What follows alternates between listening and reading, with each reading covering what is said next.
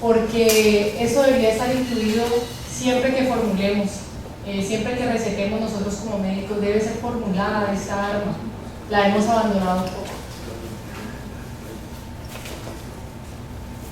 Bueno, para hablar un poquito, la nutrición es uno de los pilares fundamentales de nuestra existencia. Nosotros lo primero que hacemos al nacer es respirar y lo segundo es alimentarnos. Así que como pilares fundamentales para nuestra existencia debemos cuidarlos. Que el alimento sea tu medicina y que tu medicina sea tu alimento, lo decía Hipócrates antes de Cristo.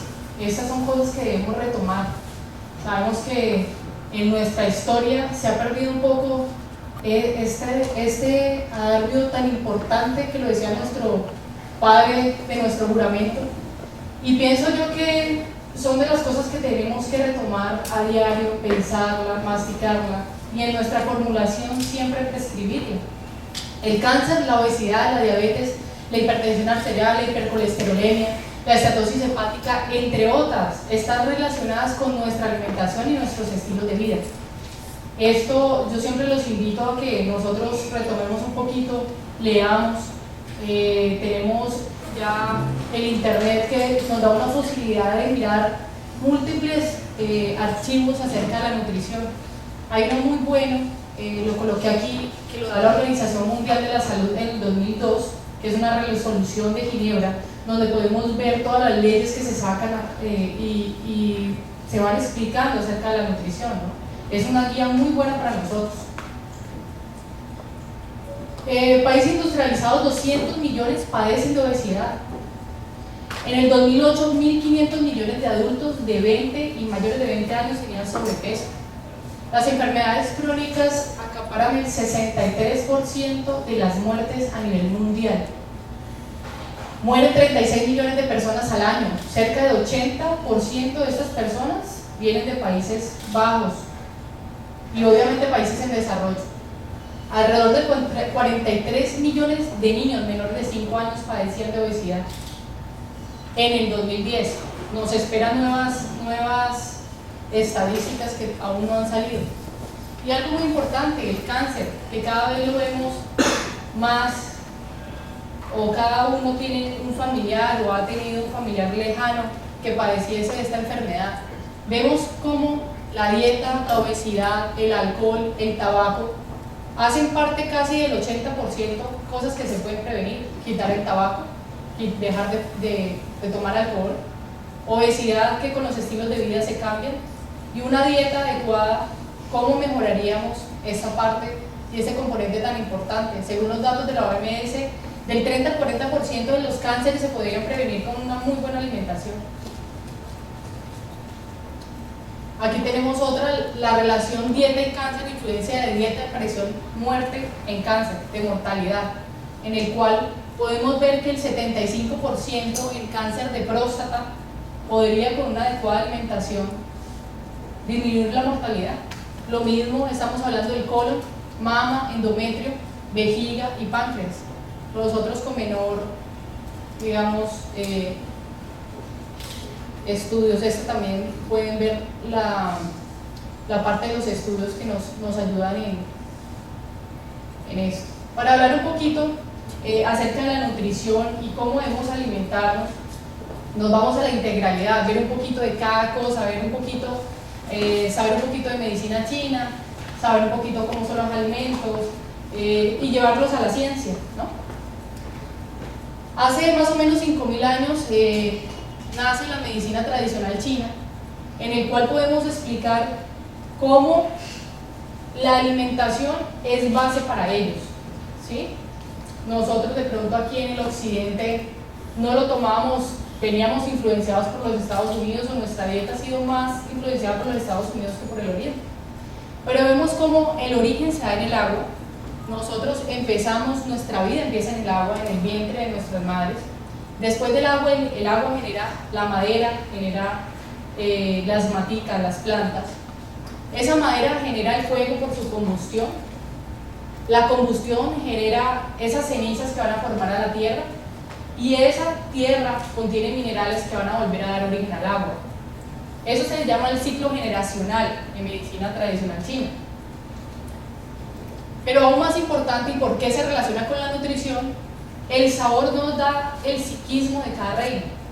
En el agua tenemos el sabor salado, en el hígado tenemos el ácido y el agrio, entiéndase agrio como la cáscara de limón y el ácido su pulpa. El amargo lo tenemos en el corazón, que lo van a dar los tintos, el café. En el vaso páncreas como órgano tenemos el dulce, que es en el reino de la tierra.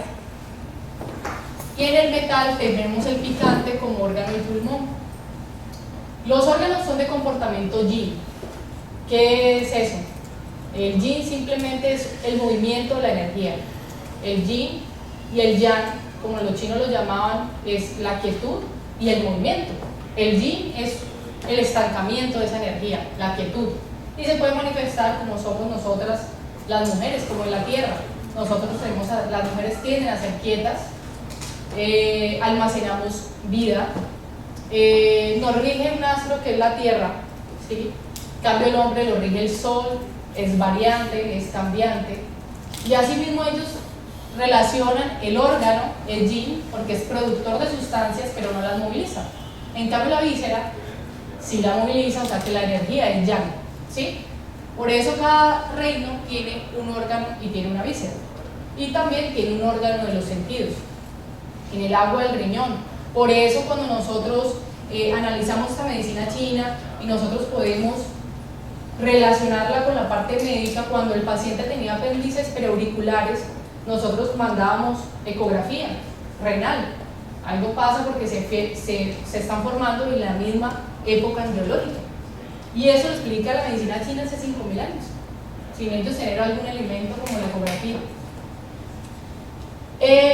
Asimismo, entonces vamos a generar la psiquis de cada reino, ¿sí? Tenemos el psiquismo de cada reino.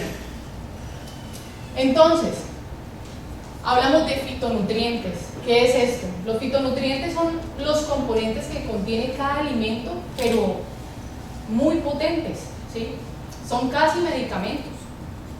De ahí podemos sacar para el corazón, para la próstata, para el hígado.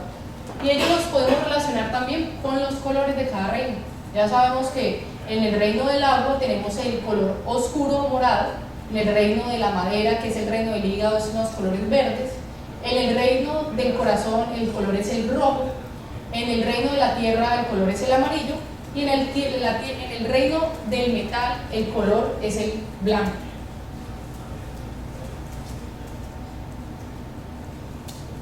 Entonces, si sabemos esto, vamos a ver que el sabor va a generar el sentido, el psiquismo. Entonces, en el reino de lo salado, que es el reino del agua, vamos a tener la responsabilidad.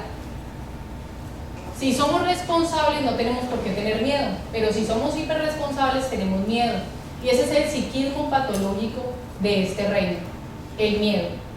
Pero si somos absolutamente responsables, ¿sí?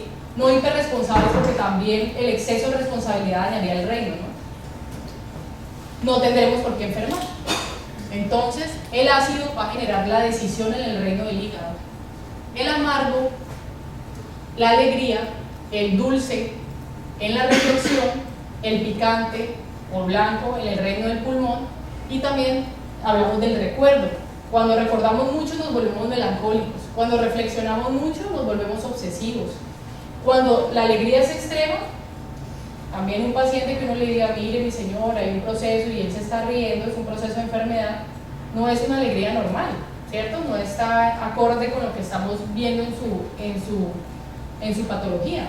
Entonces, o tienen hiperalegría o exceso de esta que se llama tristeza. Entonces, eso lo puede generar la patología. Entonces, un exceso en el amargo que ya le habíamos dicho que es el café, los vinos tintos van a generar la tristeza. Un exceso de salado, por ejemplo, genera miedo o hiperresponsabilidad. El exceso del ácido, del agrio, va a generar agresividad o cólera, llamada ira, ¿sí? Un exceso en este alimento y en ese sabor. El exceso del insípido, del dulce, va a generar la obsesión y va a generar patologías como ya las conocemos, la diabetes, ¿sí? O patologías como el cáncer, ¿sí? Es un exceso entre lo insípido y lo dulce. Se crece la tierrita. El exceso de picante va a generar la melancolía.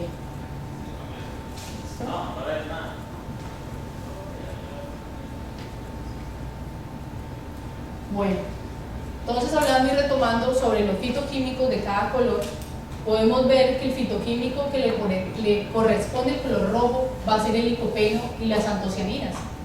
Me van a parar, son muy importantes para el aparato digestivo y también para la próstata. Entonces, un paciente que padezca de un SEA de próstata, le tenemos que dar mucho licopeno, ¿sí? Un paciente también, como es importante para las enfermedades coronarias porque va a estimular el reino, no podemos exagerarlo, pero va a ser estímulo en el reino. Así que si un paciente tiene una enfermedad coronaria, podemos llegar a consumir alimentos rojos. Si no lo impiden otras cosas, ¿no? Porque ya vamos a hablar, si el paciente tiene una anticoagulación, ¿sí? Entonces tiene ya una patología y tenemos que ser moderados entre los colores, hacer un equilibrio, no exagerar en cada reino. Si tengo el color azul morado, que vamos a ver que va a estimular el reino del agua, el reino del riñón, el sentido es el oído. Entonces un paciente tiene problemas renales o tiene problemas en su oído como tinnitus, acúfenos, también el morado, el sentido en la medicina china tiene que ver con las médulas, médula ósea, médula espinal y cerebro. Así que el azul morado va a estimular, por eso el resveratrol es un potente antiedad, nutre el cerebro, ¿sí? Entonces el fitoquímico son las antocianinas, los flavonoides, las isoflavonas, y disminuyen el riesgo de cáncer de próstata también, el del ovario y la mama. Adicional, previenen la aterosclerosis, protegen el riñón, las médulas y el cerebro, como ya lo habíamos hablado. También da retardo en el envejecimiento, y podemos ver entre este grupo el resveratrol, ¿no? Las uvas isabelitas. Entre el color amarillo y naranja vamos a ver que es el reino de la tierra, el órgano es el vaso-páncreas, la víscera es el estómago. Así que todas las patologías relacionadas con el vaso, páncreas, estómago se pueden estimular con el color amarillo, ¿sí? Podemos ayudarle al paciente dándole colores amarillos a este reino. Entonces aquí tenemos la vitamina C o el ascorbato, que se va a ver en las frutas amarillas, no principalmente la naranja como todos creemos o nos han vendido que la naranja es la que más vitamina C tiene. De hecho tiene 40 miligramos, lo que necesitamos diariamente son 100, así que la naranja es tal vez la que menos tiene vitamina C. Encontramos vitamina C en el kiwi, hay un kiwi amarillo que pues aquí casi no lo vemos, pero sí lo podemos ver ahorita, venden muchos kiwis de diferentes, cogerlo más maduro y él se va a ver verde, ¿no? En el grupo amarillo tenemos los carotenoides, los flavonoides, los terpenos, las criptoxantinas y los lignanos, que los podemos encontrar en las semillas de sésamo. Aparte, es un superalimento cerebral, esa grasa que tiene las semillas del sésamo nutre el cerebro, ¿sí? Le gusta la grasa buena al cerebro. Tal vez es el órgano más grasoso que tenemos en el cuerpo, es el cerebro, así que le gustan los buenos aceites, las buenas grasitas. Por ejemplo, nosotros tenemos el chontaduro, le gusta el cerebro comer chontaduro, le gusta también el aguacate, le gustan las almendras y las nueces, uno puede ver que tienen formas de cerebro, ¿no? Así que a ese grupo le pertenecen los amarillos. Y aquí hay uno que yo siempre lo pongo en grande porque se llama curcuminoides. Los curcuminoides los contienen el azafrán de la India, llamada cúrcuma. El curry contiene cúrcuma, no es propiamente la cúrcuma. Los curcuminoides, no sé si alguno de aquí en el auditorio ellos tienen la oportunidad de comer cúrcuma o rallar cúrcuma, pero pigmenta los dedos, o podemos ver los hindúes o los que aquí practican los Hare Krishnas, ellos se tiñen y se ponen un lunar aquí, el tercer ojo. Ese tercer ojo es hecho con cúrcuma. Eso tiñe tanto que tiñe las células malas y el sistema inmune es capaz de decir, esa está marcada. ¿Cómo así? A los macrófagos, ¿sí? Que son los encargados de fagocitar. Y el vaso puede también en discrasia sanguínea mirar, digamos, de otra forma, interpretar que ese glóbulo rojo no está bien con la cúrcuma. Los curcuminoides también disminuyen el índice glicémico. También es muy importante para los pacientes que han tenido o han padecido de cáncer. Tal vez es una de las herramientas que siempre debemos formular, la cúrcuma. Los curcuminoides se han estudiado y hay muy grandes estudios sobre los curcuminoides que realmente previenen y ayudan al sistema inmunológico, suben las defensas. Mejoran la respuesta inmune, protegen el corazón y la visión, combaten las úlceras, ya les habíamos hablado que pertenecen a los órganos vaso, páncreas, estómago como víscera. Disminuyen el índice glicémico, importantes en diabetes y en obesidad.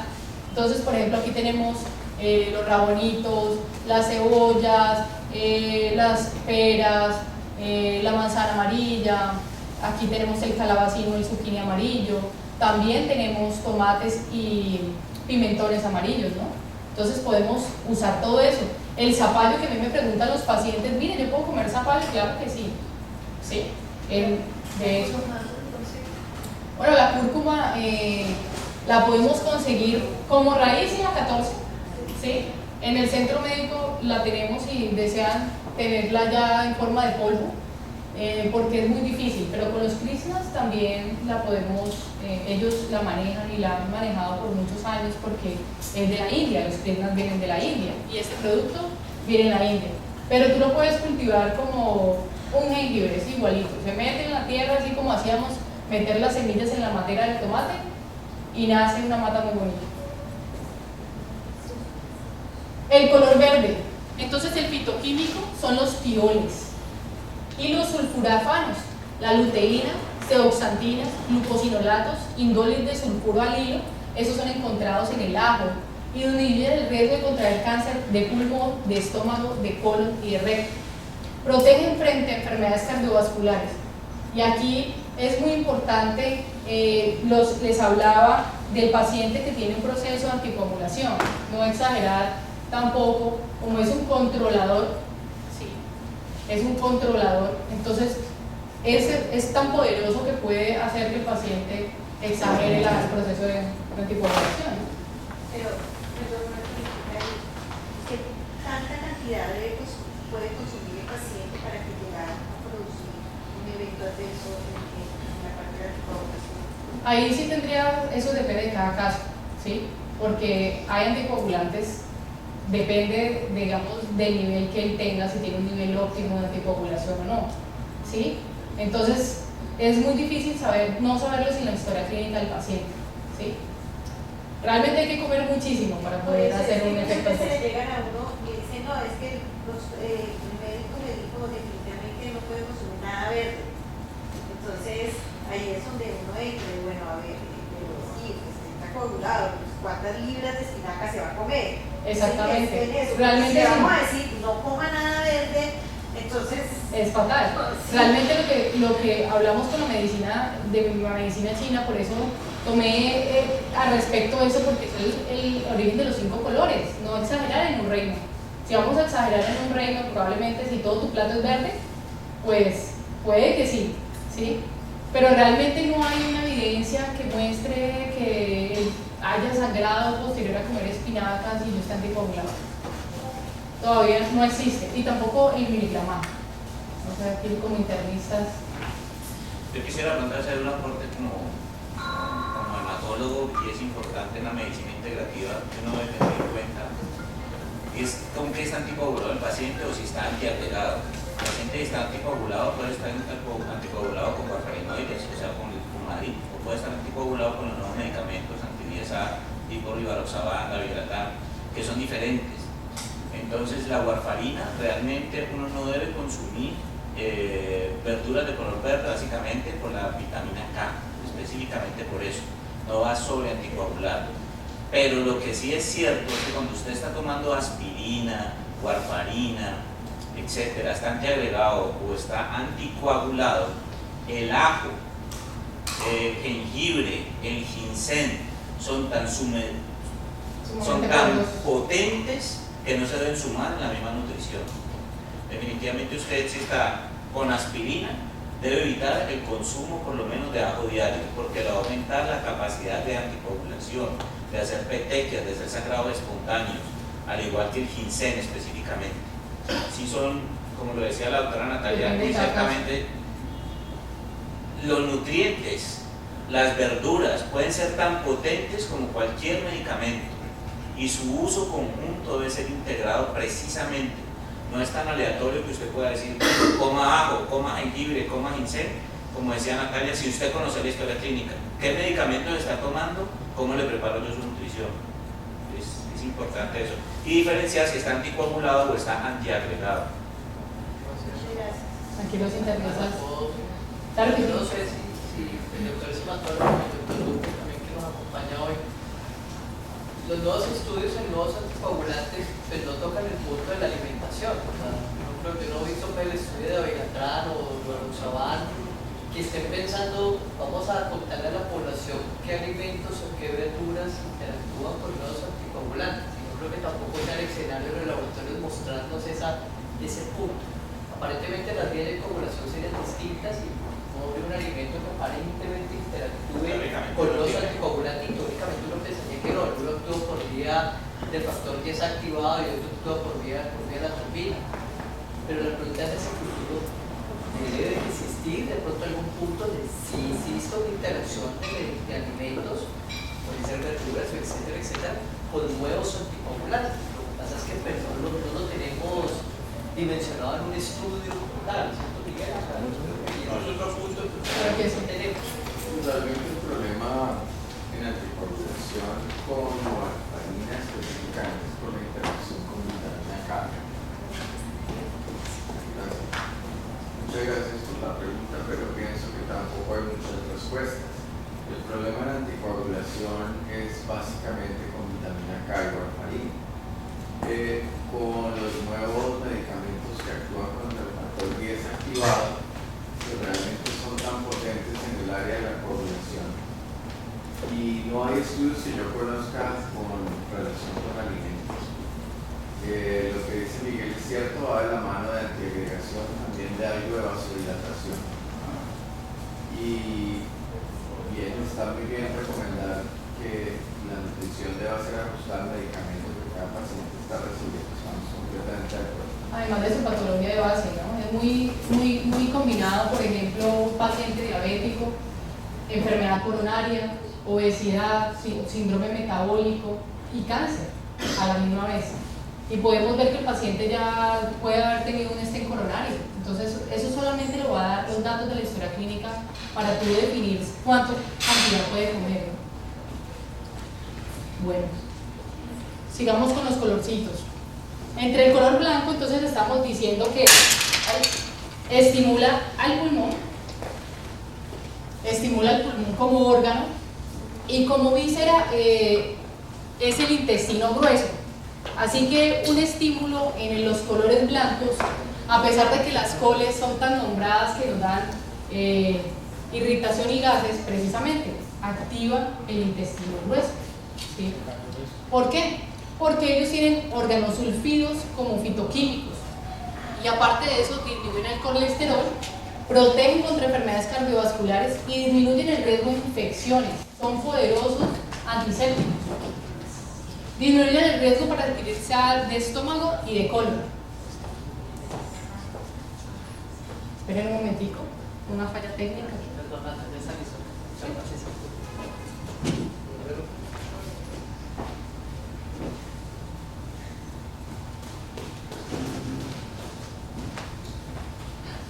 Disminuye entonces el riesgo de SEA de estómago y SEA de colon.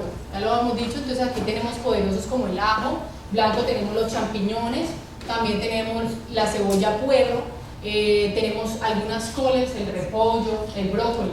Increíble, ¿no? A nosotros siempre nos dicen, no coma, usted tiene enfermedad celíaca, por favor suspenda los coles, porque ellos sí producen gases, ¿sí?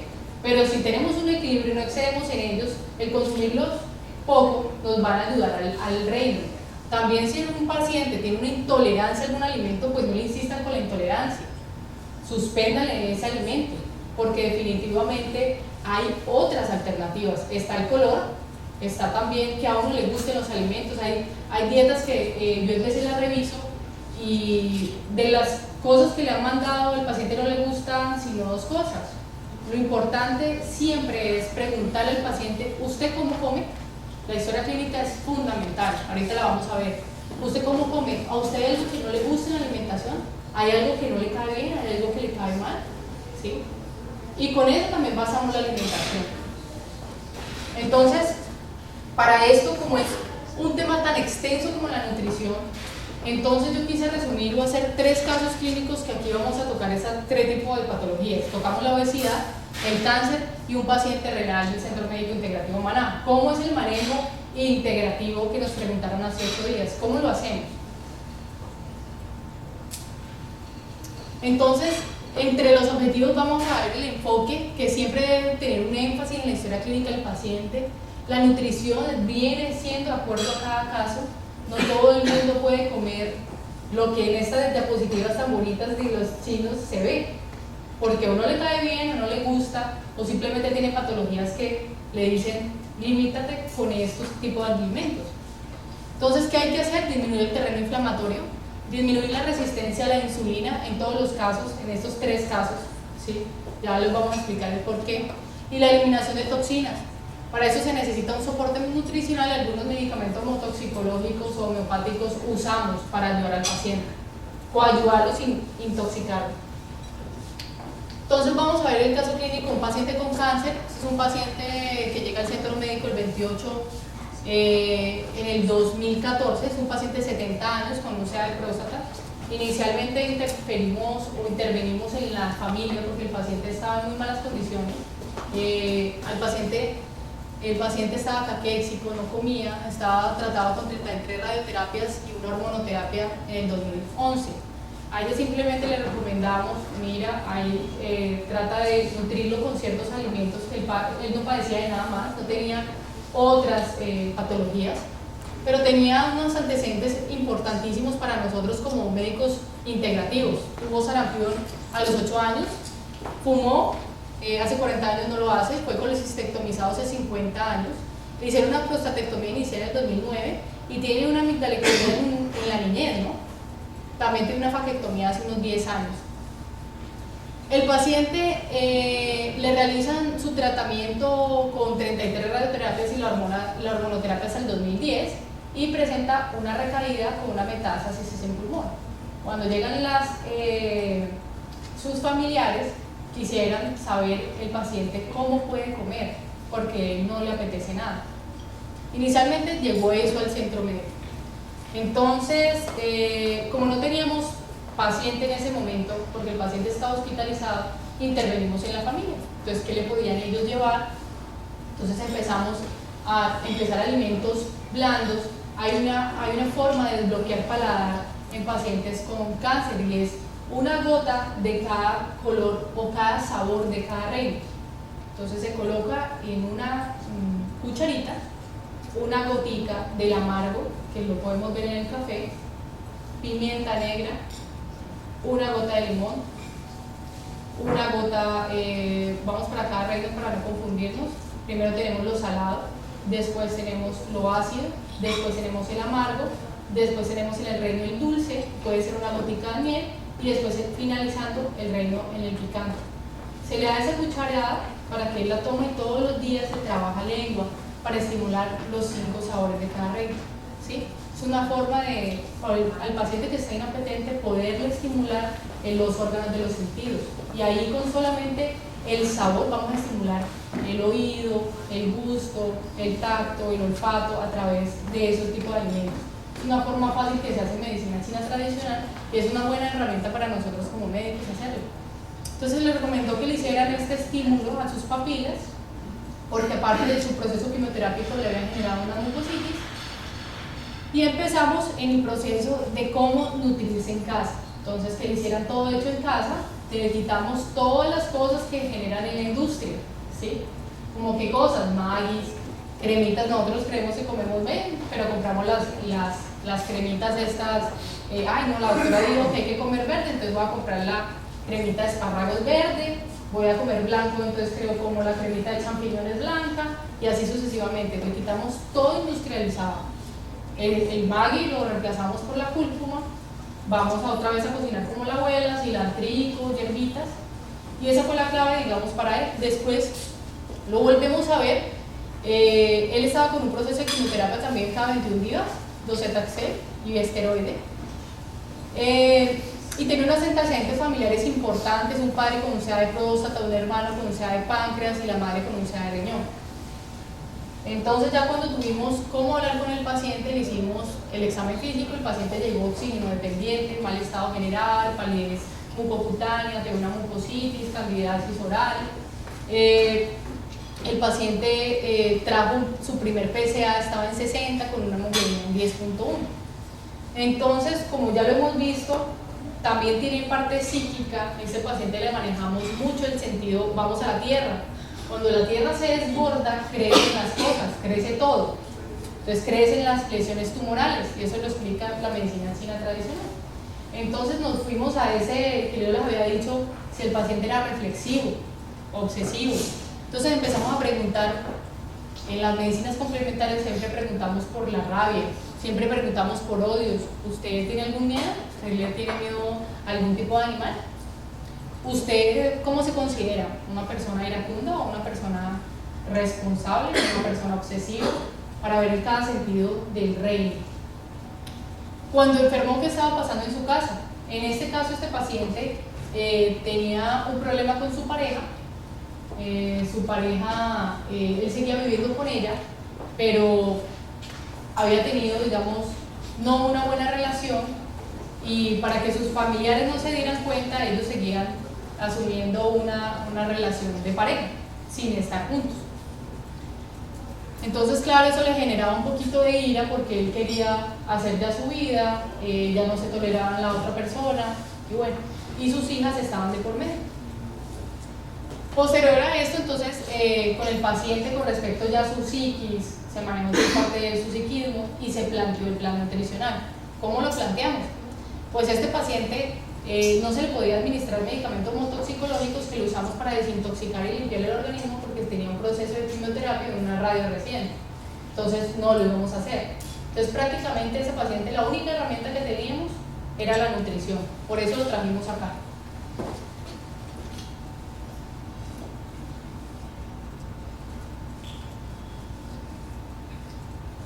Esta cosita está fallando.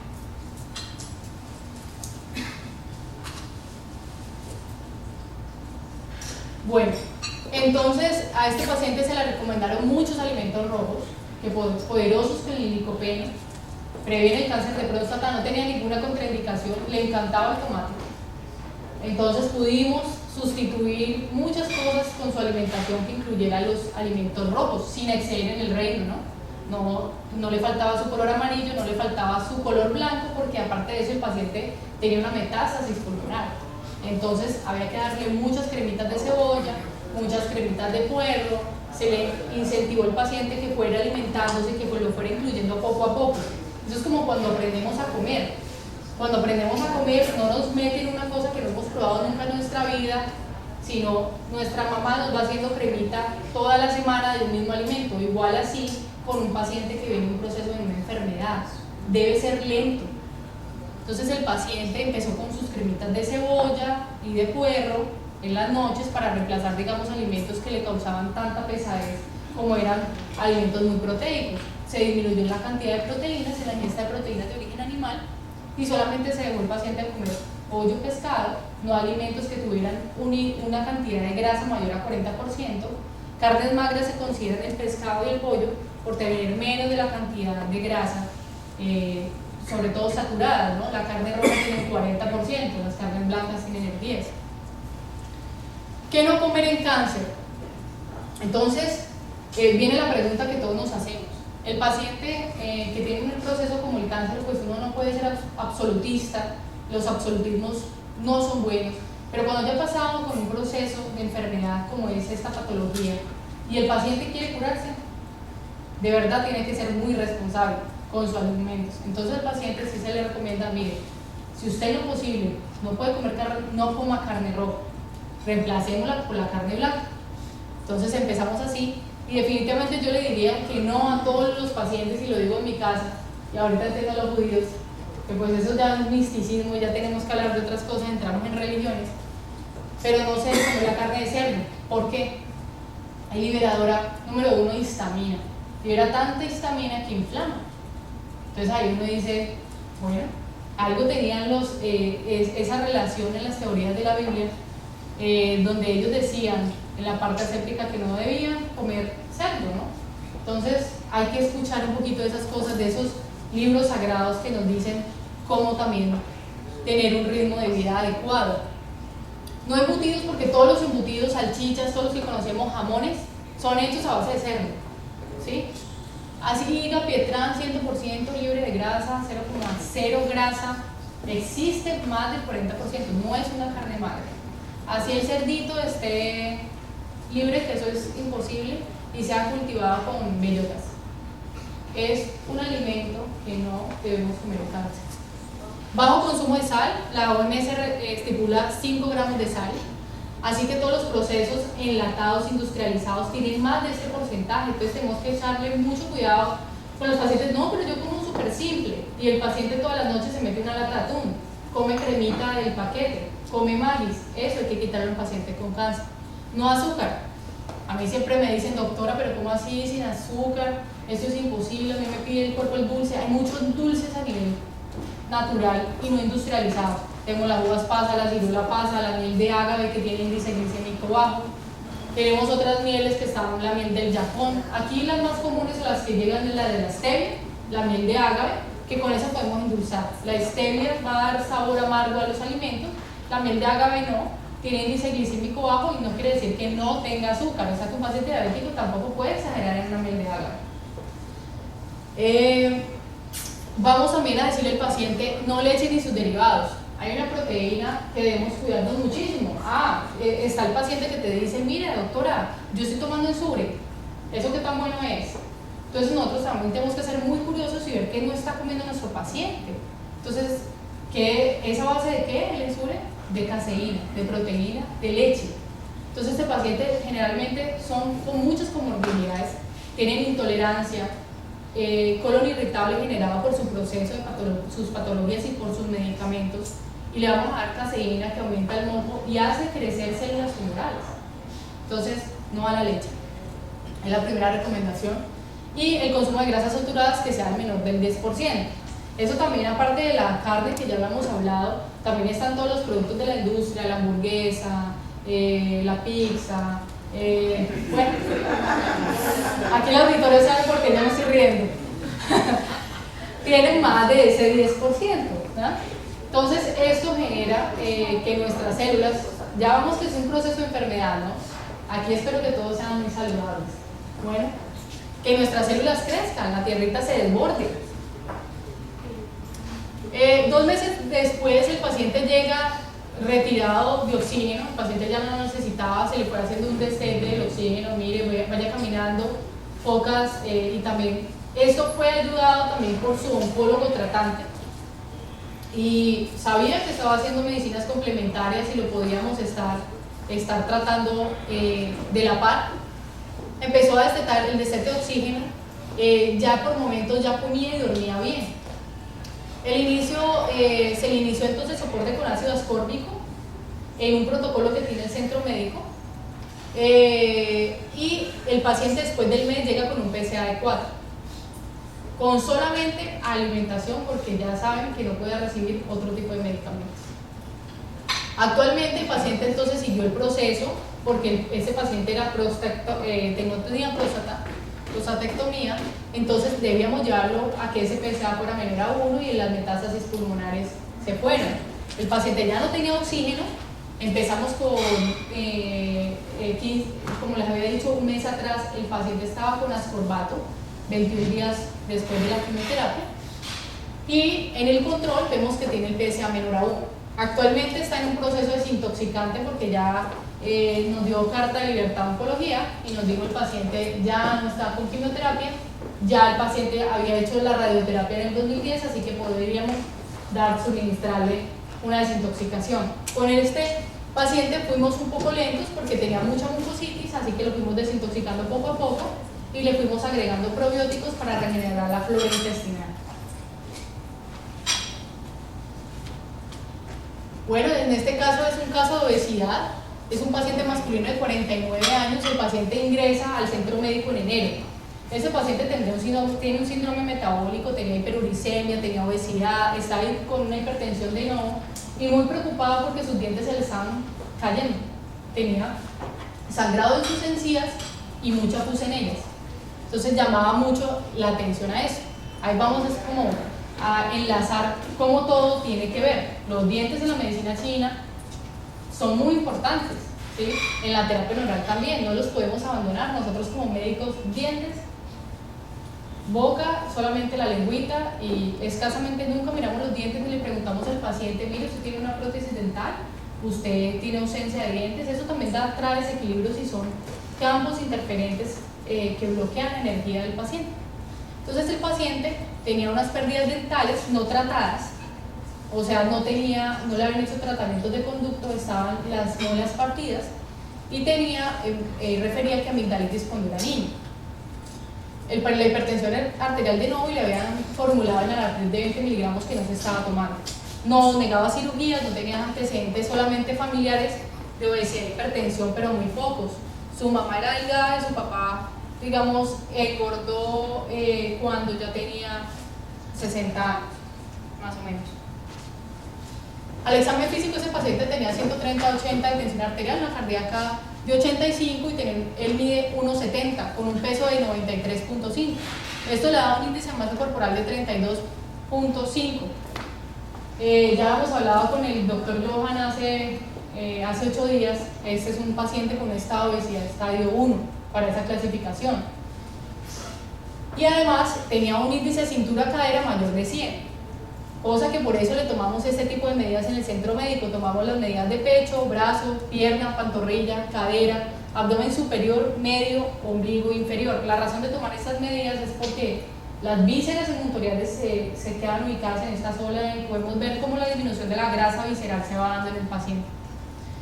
Este paciente no tenía ninguna comorbilidad. Iniciamos detoxificación con medicamentos homotoxicológicos, ¿sí? Generalmente se utiliza también un esquema en el centro médico para ello. Se acompañó con el plan nutricional permanente y estilos de vida, ejercicio y acondicionamiento físico. Este paciente hace mucho tiempo no hacía ejercicio físico y decía que era un gran ciclista y que él se sentía frustrado porque una vez intentó subir y se cayó. Entonces que ahí la abandonó y la dejó tirada porque dijo, no, pues me voy a dañar la rodilla y voy a terminar de empeorar este tipo.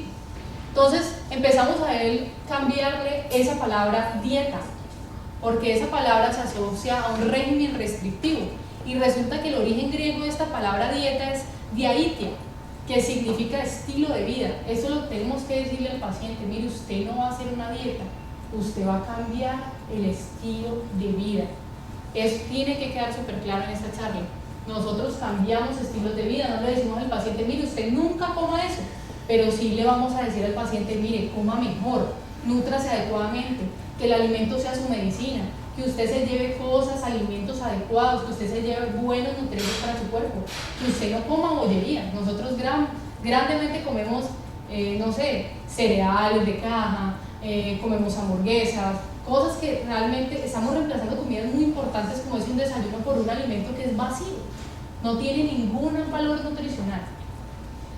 Entonces, siempre hacer énfasis en el que el paciente, perdón, que este cosito, ay.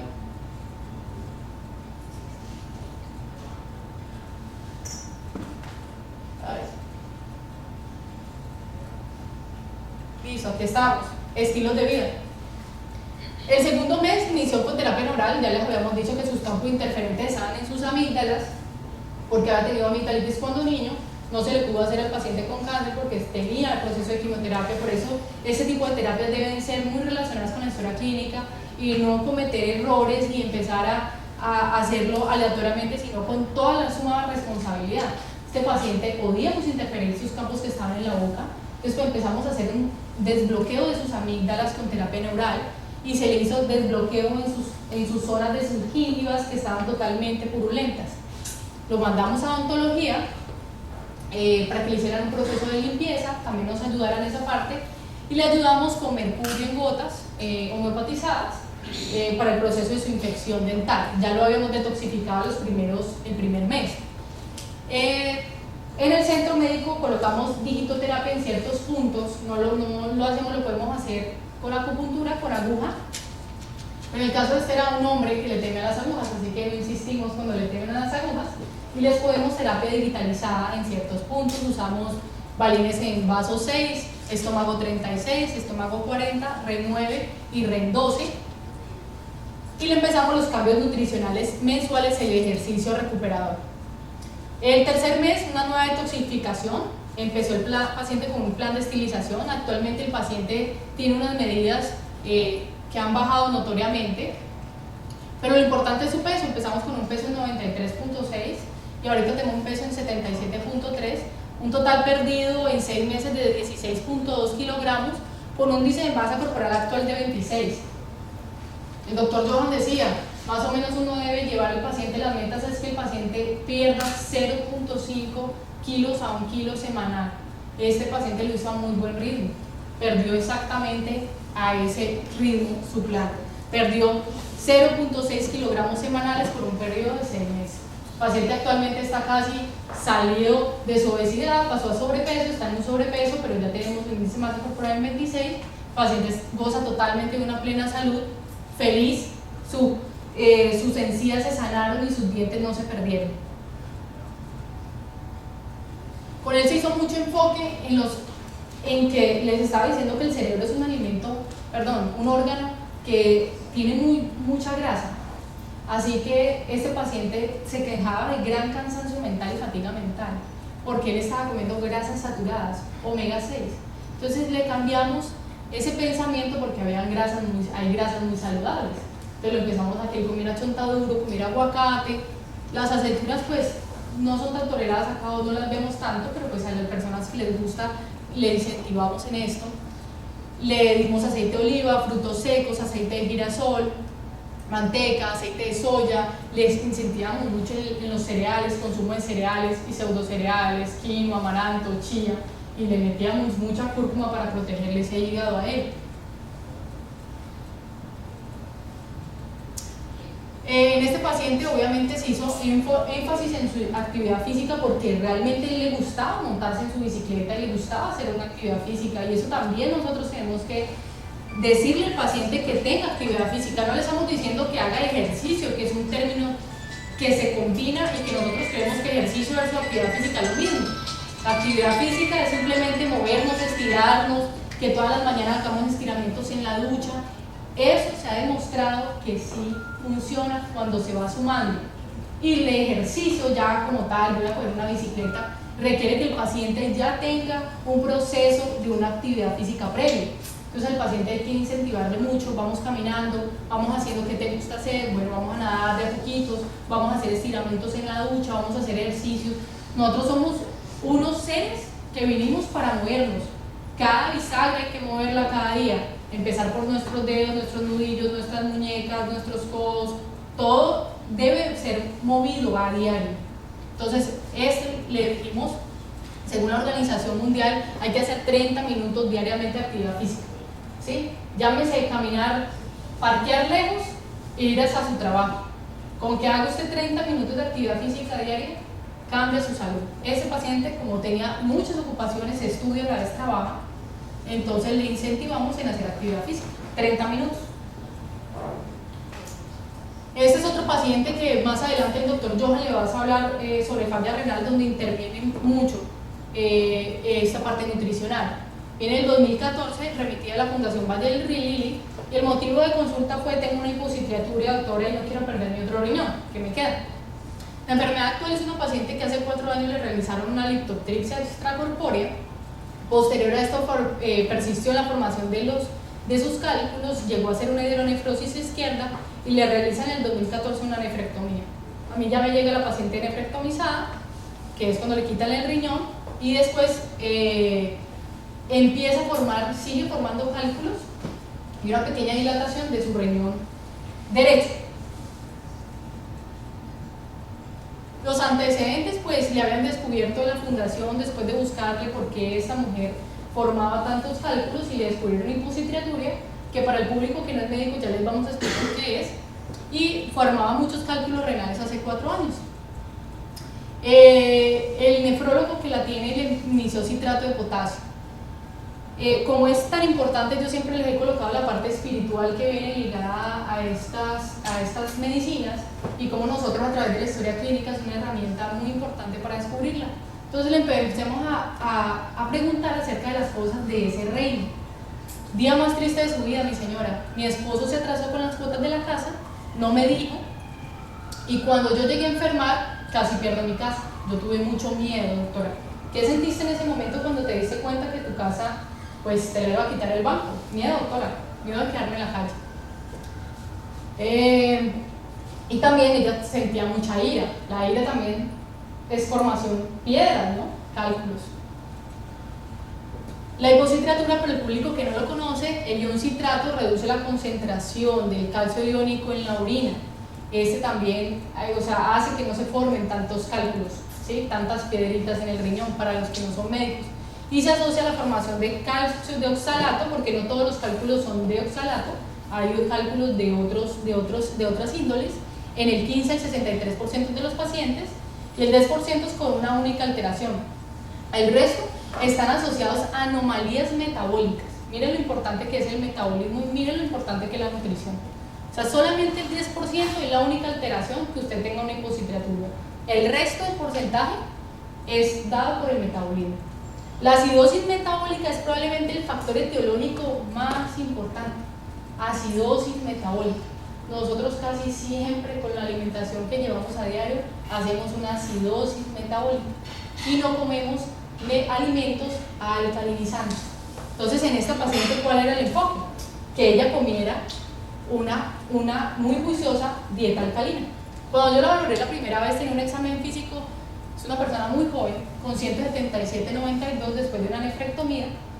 Eso se hace un tratamiento conjunto con el especialista, llamamos al nefrólogo, doctor, ¿qué le podemos dar a esa paciente? Él nos formula su medicamento antihipertensivo y nosotros vamos ayudándonos en ambas partes, ¿no? Esto es una integración, no es trabajar solos, hay que preguntar de acuerdo a cada caso, tener el respeto con el colega, de también preguntarle, mire, yo le puedo intervenir a hacer esto, doctora, yo se lo debo a usted, bueno, entonces ya le da una carta de libertad para hacer muchas cosas. Entonces esta paciente tenía una cicatriz paravertebral izquierda por la nefrectomía, se le trabajaron campos interferentes, no estaba anticoagulada, no tenía ninguna contraindicación para terapia neural, se le hacen los campos interferentes, iniciamos plan detoxificante con alimentación y con medicamentos homotoxicológicos. Posterior a esto, la protección, se le hace una protección renal con medicamentos homotoxicológicos, por eso que les habíamos dicho, da tan importante de esos alimentos. La parte de la alcalinidad, entonces vemos cómo nosotros, un pH neutral, que es el agua, pero toda la cantidad de ácidos que nos comemos a diario, toda esa cantidad, nosotros podemos tomar unas 6 tacitas de café, comernos un dulcecito, tomarnos un juguito, una cervecita, todo eso va sumando, por ejemplo unos pancitos, todo eso va sumando y va generando un terreno ácido en nuestro cuerpo. ¿Qué debemos insistir? La OMS estipula 400, más o menos 400 gramos, que era una pregunta que tenía la señora, 400 gramos de verduras y frutas diariamente, ¿sí? O las 2 palmas de tu mano, o la mitad de tu plato, ¿sí? Que sean de frutas y verduras, para que haya alcalinidad en ella. Y bajarle a las proteínas de origen animal, porque producen mucha acidez, ¿sí? Toda esa cantidad de grasas saturadas, toda esa cantidad de azúcar que comemos refinado genera ácido en nuestro cuerpo. Esta paciente se le empezó plan nutricional con metas alcalinas, bajó de 60.3 kilogramos a 56 y ya tiene un índice de masa corporal de 23 y estaba ella en un limítrofe, estaba en 25 de masa corporal. Ella debe estar un poco más delgada para poder tener una mayor vida. Dicen los pacientes en la edad adulta no deben subir más de 5 kilogramos de peso en toda su adultez. Eso evitará enfermedades como esta. Se realizó la terapia neural, como les dije, y actualmente tiene una gamografía renal que muestra una ligera dilatación que ella tenía, pero no volvió a formar sus piedritas, sus calculitos. Se le trabajó también el componente emocional. Conclusiones: la nutrición es un arma fundamental al alcance de todos. Todos tenemos que un poquito repasar y empezar a ver el metabolismo y cómo podemos ayudar a ese paciente, porque es una herramienta muy barata. Nos hemos ligado a siempre formular medicamentos, pero no la nutrición, y eso es una herramienta para nosotros como terapistas fundamental. no le debemos dejar a otros terapistas la nutrición, porque no es conteo de calorías, es ver el paciente con un enfoque global y solamente lo va a ver el médico o el especialista. Solamente va a saber, mire, esto va a interferir con la warfarina, esto va a interferir con su cáncer, ¿sí? Entonces una integralidad. Individualizar a cada paciente, todas las personas no pueden comer lo mismo, ¿sí? Todas las personas no pueden comer lo mismo, y lo volvemos a decir. La clave no está en la cantidad, sino en la calidad de la alimentación. Usted puede comer un poquito de cantidad, pero con una calidad extremadamente buena, y usted se está nutriendo adecuadamente. No necesita ver el plato lleno para ser de buena proporción nutricional. Es fundamental la educación del paciente, haciéndolo responsable en su proceso. Muchas veces dejamos el paciente como listo, doctor, entonces pues yo estoy en sus manos. Yo siempre les digo a mis pacientes, y yo en las de ustedes. Usted hace el 70%, yo hago el 30%. Así que si el paciente es sumamente responsable, va a lograr bajar de peso y llegar a unas metas adecuadas. Si el paciente es sumamente importante y se quiere sanar, va a llegar a curar su proceso de salud o enfermedad. Usted lo tiene que hacer responsable de ese paciente y entregarle las herramientas, pero la responsabilidad también es suya, no solamente de nosotros como terapistas. Saber que la enfermedad tiene una causa multifactorial, el tratamiento también debe ser enfocado a múltiples factores. Es como una araña. Yo siempre digo que el cáncer, y aquí están los oncólogos, siempre digo que el cáncer es como una araña. Tiene muchas paticas, está la angiogénesis, está las vías de la formación del cáncer. Y la alimentación, hay un alimento que interfiere en cada una de esas arañitas. Entonces, así es el enfoque de todos los pacientes. Es unas arañitas que hay que mirar cada patica analizarla muy bien. Bueno, y finalizando la charla está Lin Chin-yuen, el hombre que vivió más años. Esto me lo encontré entre todas las cosas que leo. Vivió 256 años y realmente comprobado, pues, que yo la verdad no lo sabía. Y él siempre decía que tenía que mantener el corazón tranquilo, sentarse como una tortuga, caminar alegre como una paloma y dormir como un perro. Esa era su clave de su eterna juventud. Pero también, entre todos, pues, bueno, ¿qué tomabas? Decime cómo hacías, porque tuvo 23 esposas. ¿Sí? Y aparte de eso, tuvo 180 hijos. Eso lo sacó. Entonces, ¿cómo hacía el hombre? Pues, Polygonum multifarium, tomaba ginseng y gotu kola. Esas tres, no la vayan a copiar, ¿no? Por favor, tienen interferencia. El Polygonum multifarium es una planta que la usan para revitalización en la China. El ginseng pues, es muy conocido por ustedes, tiene efectos cardiovasculares, efecto cerebral, permite que también aumenta los macrófagos, también es poderoso para el estafilococo aureus. También se ha visto que el ginseng en ratones que han sido sometidos a radiación disminuyó la radiación en ellos, pero no ha sido probado realmente cuánto uno debe tomar de ginseng diariamente. Eso está todavía en proceso. Y el gotu kola es la famosa centella asiática, que también es una tintura, se toma como tintura, o también se hacen masajes con centella asiática, ayuda a la piel, al acné, también da para el rejuvenecimiento. Así que él se tomaba 3 rejuvenecedores para poder soportar 180 hijos y 23 mujeres.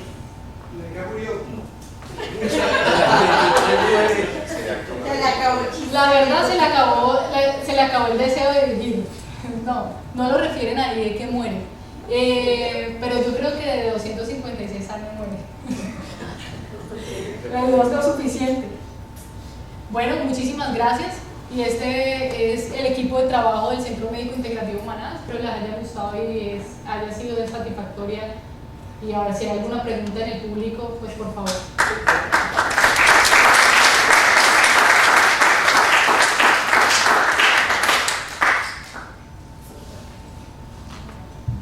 Doctora, tengo una pregunta al doctor Rafael Hernández, él nos escribe de qué tal y dice: el uso de la digitoterapia, ¿cuál es su sensibilidad y específico para el coayudante para la obesidad? Ok. Lo que pasa es que hay unos puntos en medicina china oriental en los cuales como dije, se puede acupunturar o hay muchas formas de hacerlo. Pero en el caso de este paciente se ha visto, hay un punto que se llama estómago 36, es un canal, el canal de estómago, que ayuda a que tu alimento realmente nutra el cuerpo, interviene en eso. Y realmente se tiene como 100 probabilidades de patologías para usarlo, ¿sí? También tenemos los REN, el REN 12, pero miren, que yo lo que podemos hacer es devolver las diapositivas y mirar los puntos que se usan, pero sale el REN 12, que es el canal energético también para que el alimento se enriquezca el cuerpo. Nosotros, eso lo hace el centro médico, es un protocolo, ponemos REN 9, REN 12, estómago 36, vaso 6, porque ayudan a disminuir la retención hídrica, ayudan a los alimentos a que sean procesados adecuadamente, nutre el cuerpo adecuadamente, pero realmente que haya un proceso de evidencia científica como tal, realmente nosotros lo vemos a diario y se han estudiado esos puntos y conectan con esos centros como su nombre lo indica, estómago, vaso e intestino, ¿no? Esos son los que más usamos. Andrés. Para colaborar un poquito a lo que dice Natalia, es importante que cada caso lo individualicemos.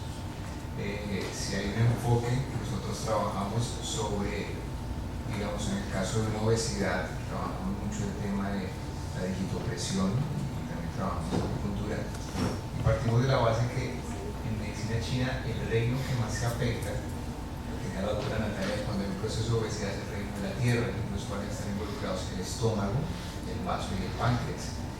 Si hay evidencia y hay investigaciones que demuestran que puntos como estómago 36, estómago 40, estómago 44 ayudan a inducir saciedad en los pacientes y ayudan a estimular la función metabólica. Entonces, yo diría que lo más importante es que tengamos claro de que cada paciente va individualizado y de acuerdo a temas como la condición general del paciente, el pulso de acuerdo a la medicina tradicional china que tiene ese paciente, la lengua, el color de la tez, todos esos elementos diagnósticos nos permiten saber qué enfoque le vamos a dar a ese paciente, pero la casuística que nosotros vemos es que sí dan resultado. De hecho, este paciente, muy buenos resultados. Ese paciente pues obviamente tenía un síndrome metabólico, una resistencia a su insulina, y le manejamos REN 9, REN 12, granero central, el REN 9 es para el páncreas y el hígado, y vemos grandes resultados en él y en muchos pacientes que tenemos en el centro médico integrativo.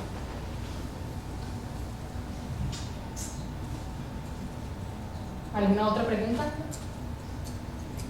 Bueno, muchísimas gracias por la asistencia. Es un placer.